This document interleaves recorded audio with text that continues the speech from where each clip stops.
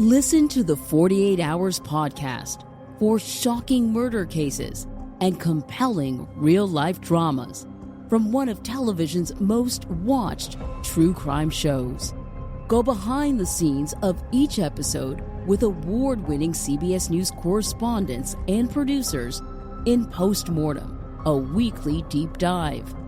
Listen to 48 Hours wherever you get your podcasts.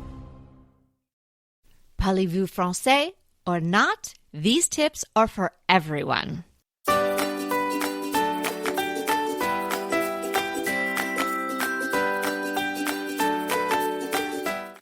Hey everybody, I'm Kelly Wilkniss here with Anita Joyce, and this is Decorating Tips and Tricks. Today, we are sharing tips from French interiors. Now, do not disconnect if you don't have French style or don't think you have French style, because these tips are for every decor, really.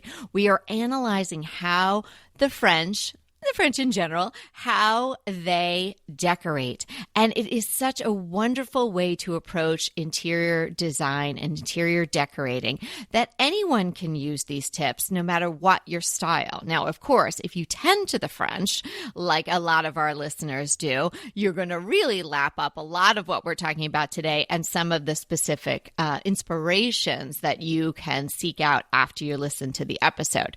But everybody should tune in because these tips really can apply to just any decor, any home, anywhere. You do not have to have an apartment on the Champs-Élysées or a home in Provence for these tips to be very worthwhile. That's right. I mean, when I think about this, I think it's kind of the approach that they take to decorating. And so I have a few things in there that kind of remind me of a French room, kind of as just something to include. But I would not say what we're talking about today is necessarily French decor. It's really how they approach it, or at least how we see that they approach it, our interpretation of how they do it, being an outsider. Right. And it might be a little different than what you think it is. Right. So why study French interiors? And when I say study, I know we really do that when we get our decor books. We are not flipping through. I'm looking at each room and I'm kind of dissecting what they're doing, and I'm saying, what kind of takeaways can I then use in my own home or for my clients? And studying the French interiors is such a great way to learn so much about interior design and how to do it really well. It looks so effortless, right? Maybe it's seemingly effortless, but it certainly appears like it's effortless. So how do you get that casual elegance and such the height of chic, yet it's so simple and it's timeless? All the keywords, all the words that make my heart flutter when you're talking about interior design. I would agree with you. And if I had to sum it up in 2 words, I would call it effortless chic. I mean, the trick is to make it look like it came together organically. That is what we're going to be talking about today, how you do that. Let's start with the idea that the French are going to create a sense of history. Now, it can be personal history or worldly history, but there's going to be a sense of age in the room. Not all the pieces, but many of them are going to have a patina.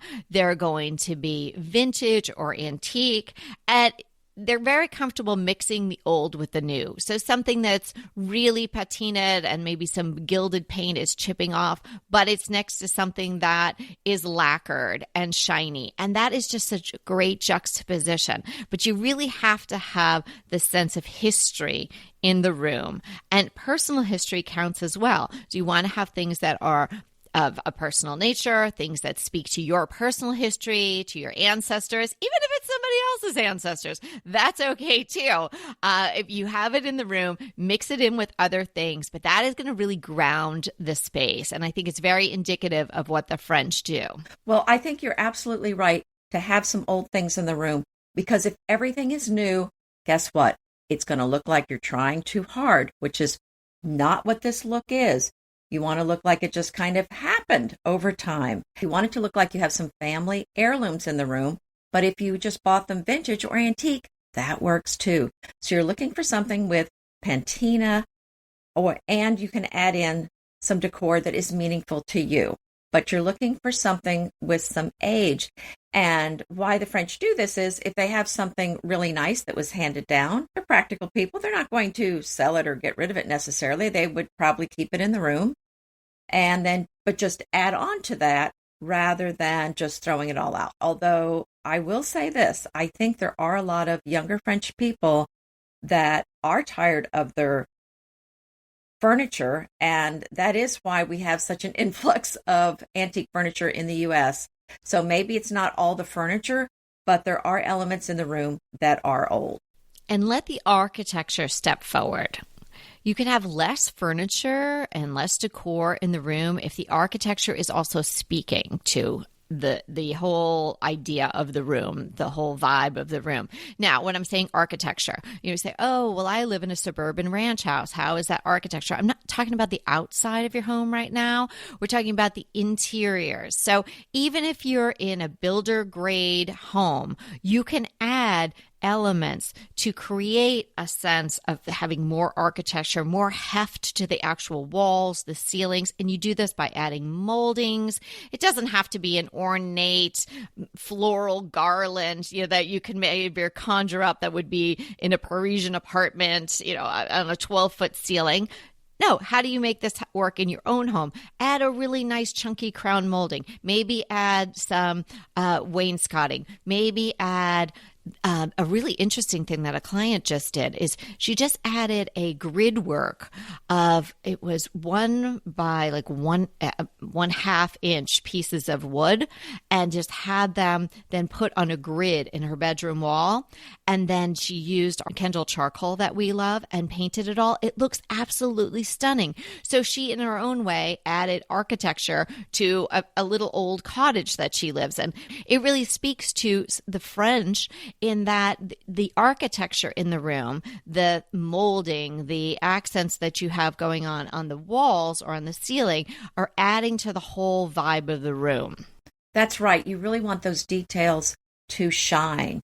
So, for example, if you have a room where there really isn't any nice trim around your windows, then just disguise that with some lovely curtains and just kind of cover the sides up, and we'll just kind of pretend like there's some beautiful ornate window trim behind those curtains. So, you can do things like that. And of course, most of the rooms have wood floors. They're not carpeted. So if you're making a choice, then you would go with a wood floor versus a wall-to-wall carpet, and then just have some area rugs in the room. So I think that's great advice, Kelly. Another thing to keep in mind is to avoid the trends. This is something that is not something I would say the French do. They're not going to follow the trends. The Hermès scarf, it's something that's classic. They spend a lot of money on an Hermès scarf, but guess what? That's something they're going to keep their whole life. You bet they're going to wear it. They're not going to say, oh, that's from last year, I'm not going to wear it. That was an expensive quality piece of clothing. They're going to wear it for their lifetime. So I want you to think about that if you're going for this style, and that is to avoid the trends, because the trends tend to be inexpensive things that you're throwing into the room. If you like trends, that's great, but that doesn't work with this look, because you do want a timeless space, and trends do date the room to a specific period of time. I just thought of something. I totally agree with all that, but I just thought of something with respect to the architecture. It doesn't even just have to be in the realm of molding or some ceiling treatment or a wall treatment, but a focal point like a fireplace. So if you have a really boring fireplace, I'm sure people know that you can actually buy a fireplace surround. There are companies in America that do it. There's this amazing company in England, Jamb, that's their whole thing. They seek out these old fireplace surrounds from castles and old buildings and Georgian homes and things like that all over England and France. And then they sell them to people so they can add this to their new home or different home or their apartment or whatnot. So think about your fireplace as well as an area where you can let the architecture step forward. So if it's a little dull, maybe just add some molding. If there isn't a mantle and you'd like a mantle, you can certainly create a mantle, or you can buy the whole new, and it may be new to you, but maybe an older surround. And that would add a tremendous amount of character to a room. While you're adding things, how about something gilded or gold? Again, this is just going to be something in the mix. Don't go crazy with this. You don't want the whole room gilded, but you're going to add some gold things here or there. And that's going to be maybe a light fixture or a tray, or maybe some gold, something else gold in the room. And you can use Kelly's trick of spray painting it. It doesn't even have to come to you gold. You can paint it yourself. I like to have a little Florentine table somewhere in the room. I think that's so nice. And then you don't really even necessarily need another French thing in the room. I just think those are so pretty. In fact, I got some gold leafing and gold leaf the legs of the vanity in my powder room to add a little va-va-voom to that room. I love it. The little va-va-voom. It would be great. I was thinking of the gold leafing when you were talking about spray painting, because I think to get that aged, gilded look on a mirror, maybe the gold leafing would be better. It'd be more effort than just, spraying like I love to do. Maybe you do an initial coat of a really warm gold spray paint, not a blondish one, a warmer one, a deeper one. And then maybe you could do the gilding over it. What do you think about that? Yeah. Well, right. In traditional gold leaf, you would paint something red and then do the gold leaf on top of that. So that's what gives it a richer look. Speaking about color, so there's generally a softer color palette. It's not so in your face. Now, of course, there's going to be exceptions to this. You could say, oh, Anita and Kelly, I saw in a French magazine this really bold primary color Parisian apartment. Of course, there's always going to be somebody who's doing something a little bit different. But in general, the French are going to tend to a softer color palette. You can definitely easily find Parisian apartments that are painted all white. And again, that allows that architecture, the wall treatments, the moldings to really speak. And the colors, if they're bringing them in, are sort of, they're like worn by the ages. It's a softer take on a color. Maybe some golds and creams and ivories, the grays, of course, still very, very chic. Dusty tones. So maybe if you want to do a pink, you're doing more of a dusty one. Or if you're doing the yellows like I love, you're doing something a little mellower. And then, of course, touches of black, because the black is going to ground your entire look, and particularly if you've got a lot of white going on and if you've got the lighter colors, little touches of black here and there are definitely going to show up in these French homes. I absolutely agree. Almost always the room is white in these Parisian flats that I see online. The next thing I would add is a French mirror. They're so elegant. There's so many styles of French mirrors, and I'm just going to highlight 3. And you can choose one or all 3 to go in a room. My favorite is a Louis Philippe, and that's the kind of mirror that is curved at the corners on the top, but it's got typical square corners on the bottom. So that's your Louis Philippe mirror. The second one is an Ile de Boeuf, which translates bullseye, but it's not the same as the English bullseye. The English bullseye has that distorted mirror, kind of like in a fun house. So that's the English style of the bullseye, but the French one has a particular shape, almost like it's got like an eyebrow on it and everything. And this one's hard to describe, so I will link to it so you can see what I'm talking about. I'll show you some on Pinterest. And then the third style is a Trumeau mirror, and these are set in tall wooden frames, and there's going to be a large section at the top. It's either painted or it has a sculptural decoration. But all 3 of these types of mirrors are unique and beautiful in their own way, and will add so much panache to any room. I love all the adjectives you're throwing out. The panache. Very good. The ba-ba-ba-boom. Is ba-ba-ba-boom an adjective? I think it might be. I love a Trumeau mirror. Sometimes there's even a little like a little work of art, a little mural or something at the top. Fantastic. And that would really say French. Even if you just had that in an entryway with a simple wooden table and a vase with some flowers in it. I mean, just that just evokes the French style right there. And speaking of entryways and maybe smaller spaces or passways like hallways or whatnot, don't forget those. I mean, you don't want to over decorate them, obviously, because none of the French are really doing an over decorating. You want to just have some key pieces in there that will function well, but will look really chic and will also be very inviting, particularly if it's your entryway or your hallway where you're passing through. So what you'd want to have in an entryway is just what I said. Maybe a mirror, a simple table, maybe a place for your keys or your purse, your Hermes bag, and a vase of fresh flowers. It's absolutely beautiful. But the thing with the French is, of course, again, there's going to be giant French chateaus where the people have plenty of room, but most people are in smaller apartments or smaller homes, but they're utilizing every space, and they're not utilizing their guest room as just a place to throw the stuff they don't know where to put or the Christmas bins or whatnot. They're utilizing each space in a beautiful way. And so you can enjoy each room, and they're simplifying it. So, they're not having wasted space. Absolutely. I mean, typically in Europe, the houses are smaller, the spaces are smaller, especially if you're in Paris. You're not going to have a big place typically. So you're not going to have a Christmas decorating bin of stuff. I mean, you're just going to put the tree up and maybe some fresh greenery on the mantle, and that's probably going to be all you do. So absolutely, I think there's a lot less space to work with for sure. Now, another thing to think about is not really matching things. Again, you don't want it to look too contrived.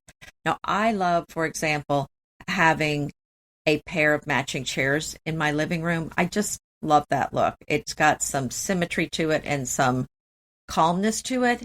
And I always think it's nice to buy chairs in pairs in case you do want to put them together.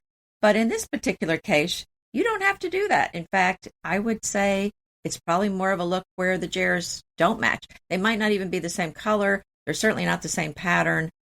So that's something that actually makes it easy, because then you just have to find an individual chair that you like, and you don't have to look harder to find a matching pair.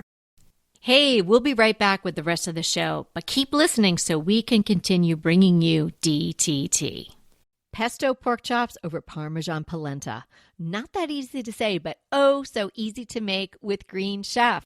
Green Chef is the #1 meal kit company for eating well, and we have such a great deal for you. You're going to save $250. Listen on for the details on that. Green Chef makes eating well easy for any lifestyle, whether you're keto, paleo, vegan, vegetarian, gluten-free, or just looking to eat more balanced meals. We're getting into the busy holiday season, so it's a perfect time to have Green Chef help you out.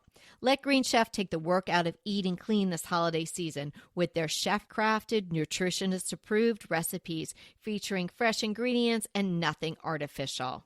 And you know what? You don't have to lose track of your healthy eating habits during the holidays. Every Green Chef customer gets a free session with their registered dietitians who will walk you through how to make clean eating work for you. So sign up for your free session and start on the road towards better health today.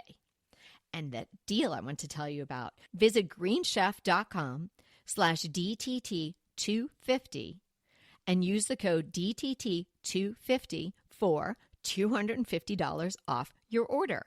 So that's greenchef.com/DTT250 and use the code DTT250 for $250 off your order. Green Chef is a delicious delight any time of year, but especially during the holidays. What a wonderful vision to behold as the Green Chef boxes on your doorstep. Green Chef is the #1 meal kit for eating well. And it makes eating well so easy with plans to fit every lifestyle, whether you're keto, paleo, vegan, vegetarian, gluten-free, or just looking to eat a more balanced diet. So let Green Chef take the work out of eating clean this holiday season. And if you've got guests coming, shop Green Bundles. They're now available at the Green Market. It's your one-stop shop for nutritious grab-and-go breakfasts, including vegan options, brunch kits, wholesome lunches, ready-to-eat snacks, veggie sides, and more. You can feel your best this December and do your best with Green Chef because they offset 100% of the delivery emissions as well as 100% of the plastic in every box. Go to greenchef.com/60DTT and use the code 60DTT and get 60% off plus 20% off your next 2 months. greenchef.com/60DTT and use the code 60DTT to get 60% off plus 20% off your next 2 months. Well, speaking of chairs, the bergère chair is a classic French shape, style, and like the Trumeau mirror, it's going to speak to the French style. So if you really want to have a French look, you're going to want to include some pieces like that. But again, these pieces can work in any decor. I would not say that my home is particularly French. I have a lot of things we're talking about today, but I don't really think of it as a French look. It's my look, right? So you can incorporate a lot of this into your existing look, or if you want to change what your look is, but you don't necessarily have to say, I'm going to have a French Parisian or French country style, and I'm going to have all these things, and that's exactly what it's going to look like. These pieces are so easy to work into any type of decor. And the bergère chair, I have 2 of them. I was really lucky to find them at my favorite thrift store. And literally, they came in the door and they don't put them out on the floor until they have priced them.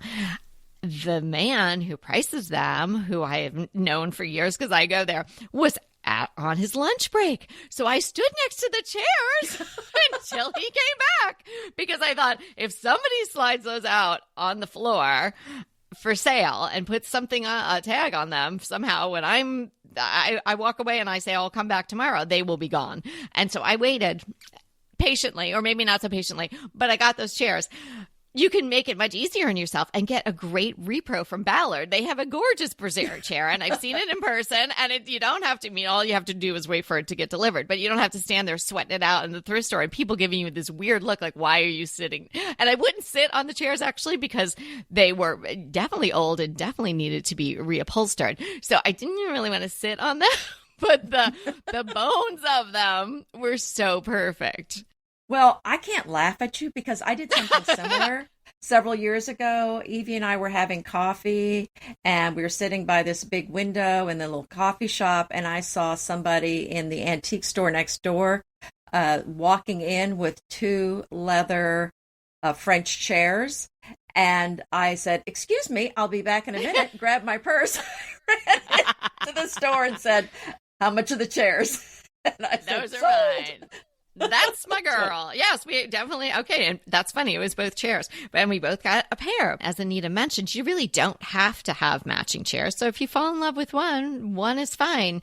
But the French do have some symmetry in general. Mm-hmm. I think, a pair of lamps, which Anita is always a fan of getting the pair of lamps, as she said about the chairs as well. And maybe a pair of sconces, something flanking your architecturally fabulous fireplace or something like that. So it is something that it is a part of their decor, but it doesn't have to be.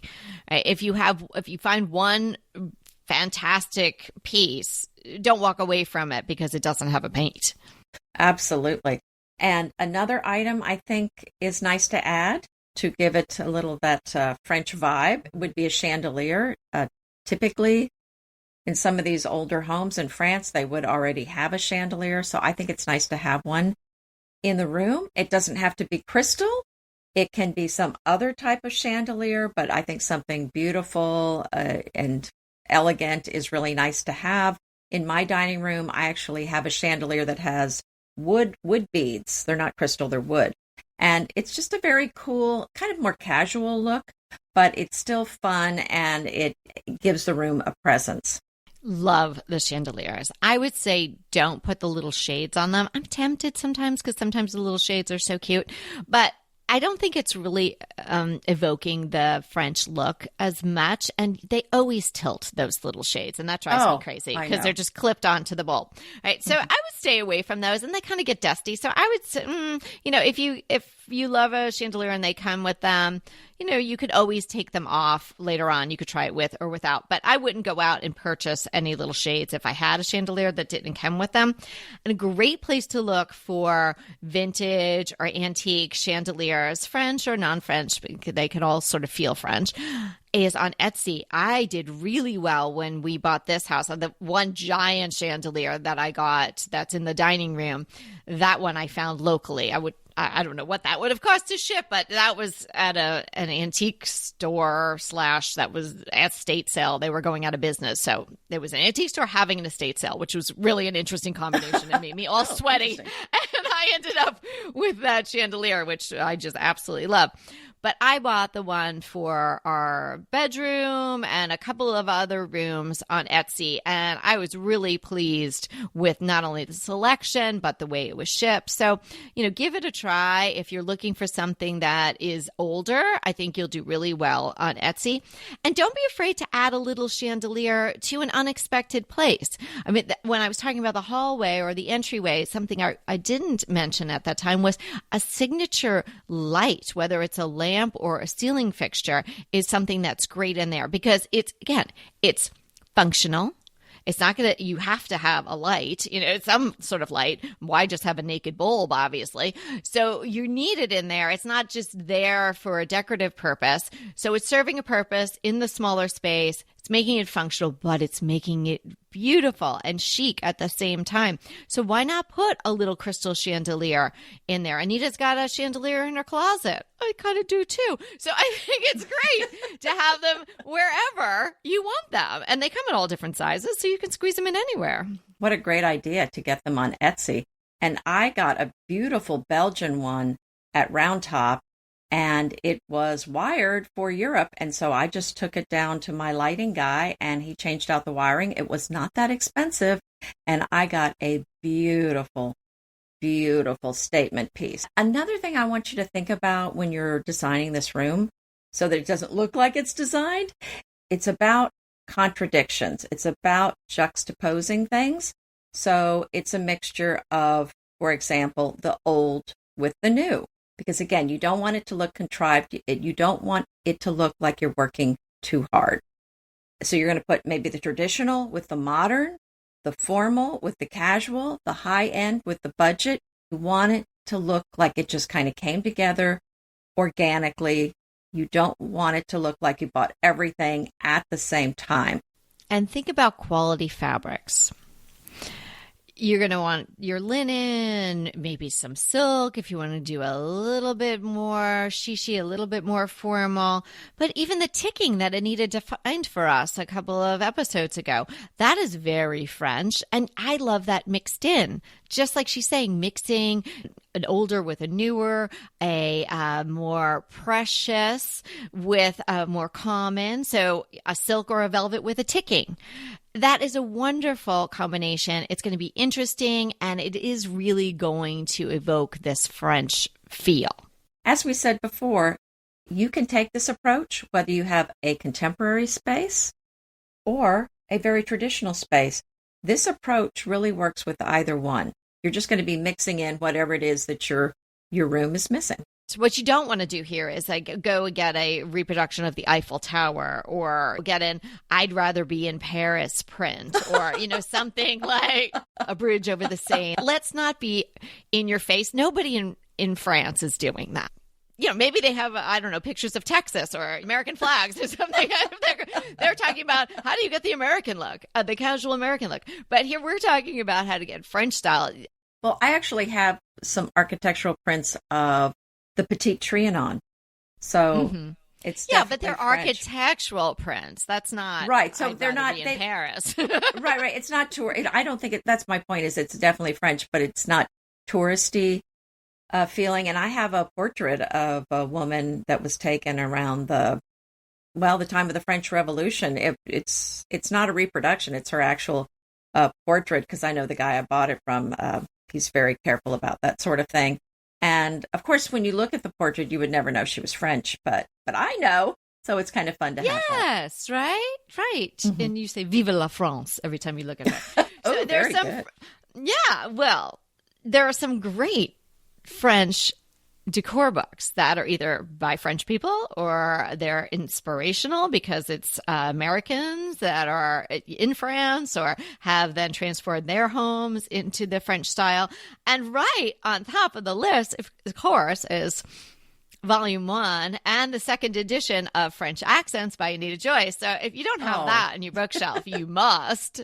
So let's put the link to both of those books, of Anita's books, in the show notes.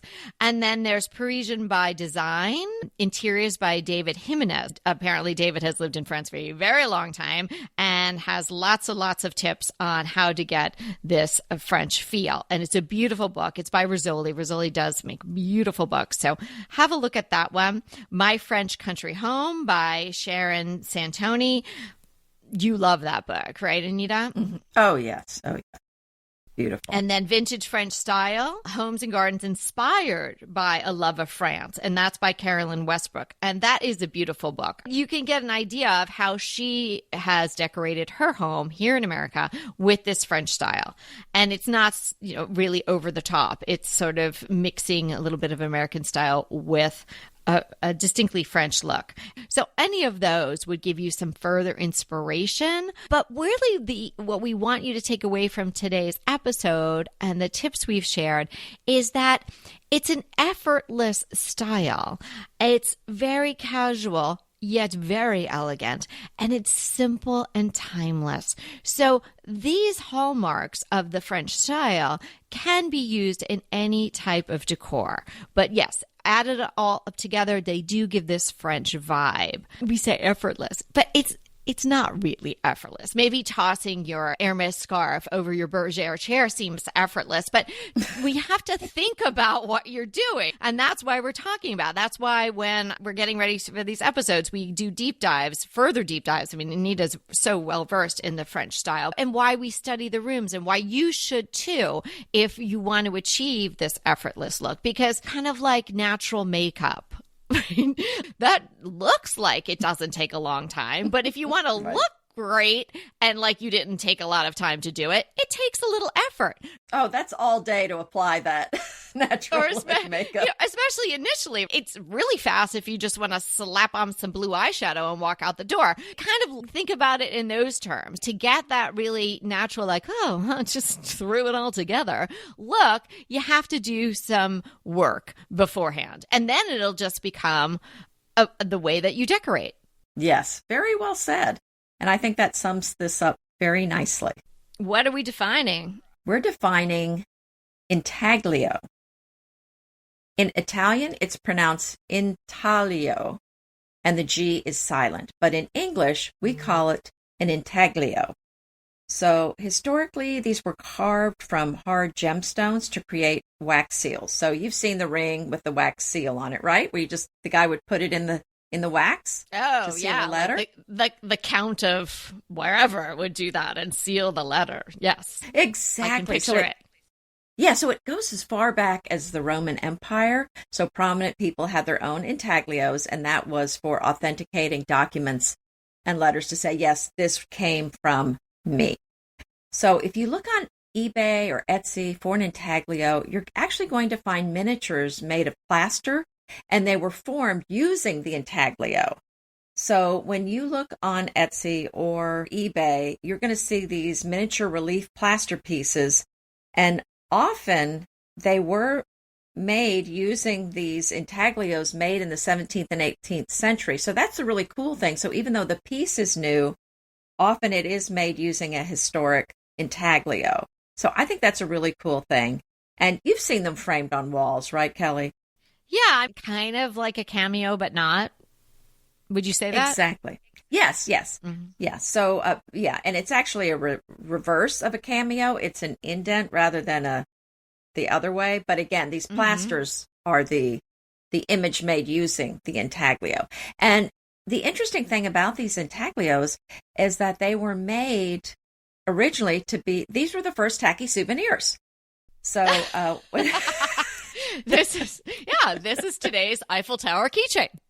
That's right. Right. So when the young, educated people that were wealthy became a certain age, they would go on what was called a grand tour. And this was an educational tour of Europe. And what you would do when you would go to some city, you would buy an intaglio of that area and then collect them.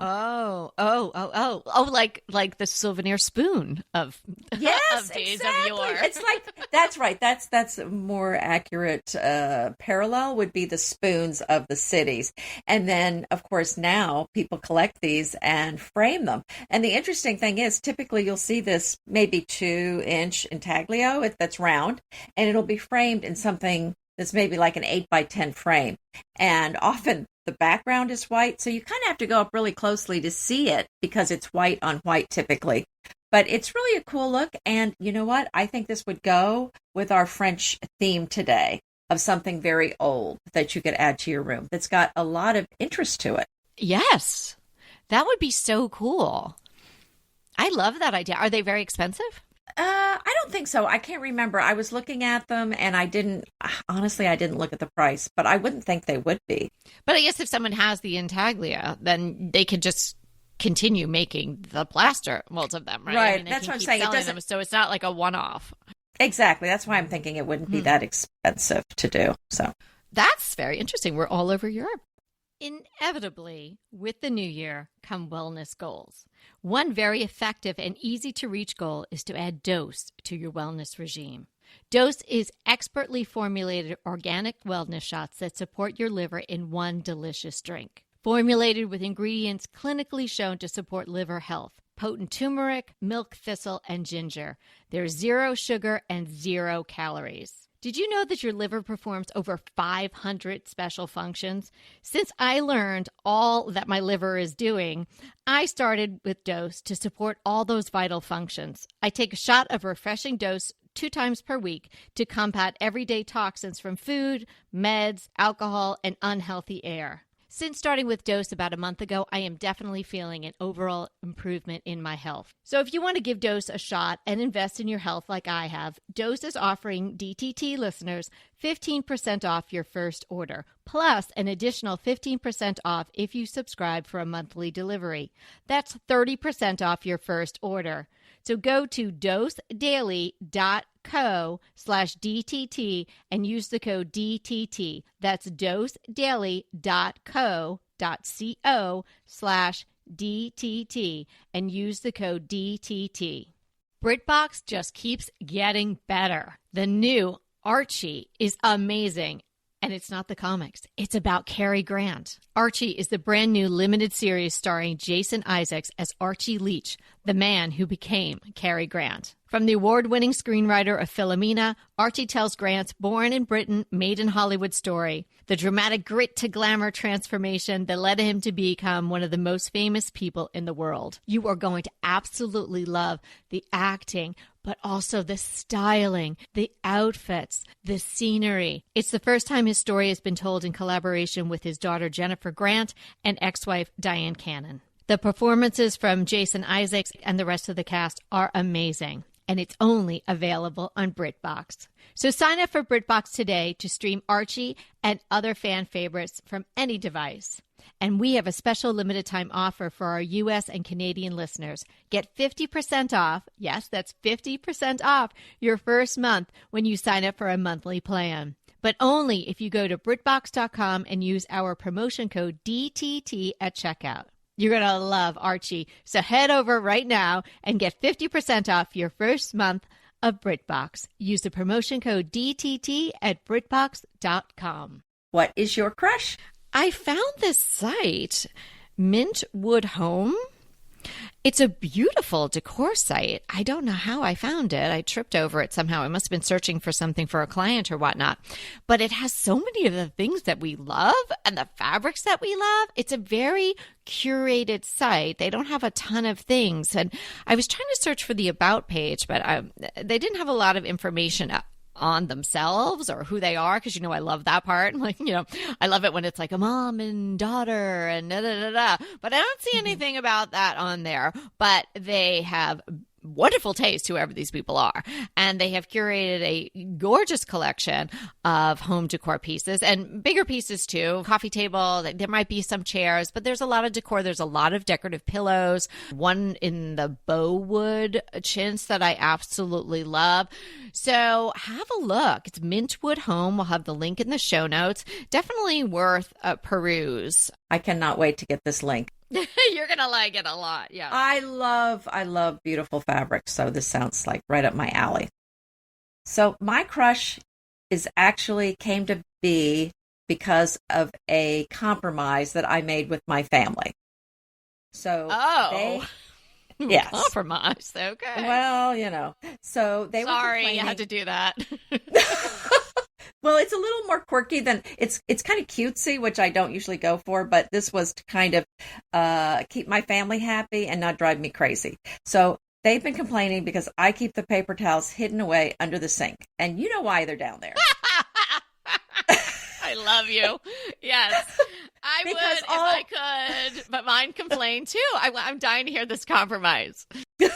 Well, the reason that they're under the counter is because I don't really think the paper towels look that great. And the holders are even worse looking. Okay, can I just say before you go on, because you said holder. Okay, I found a marble holder at some estate sale. It doesn't really work. You have to have a whole big roll, full roll on there for it to stand up straight.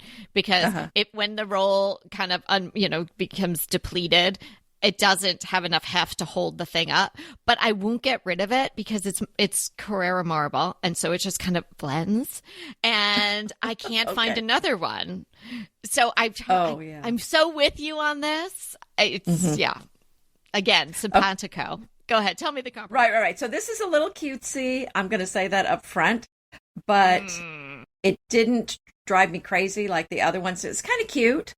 It is a. It's not an Eiffel Tower paper towel holder.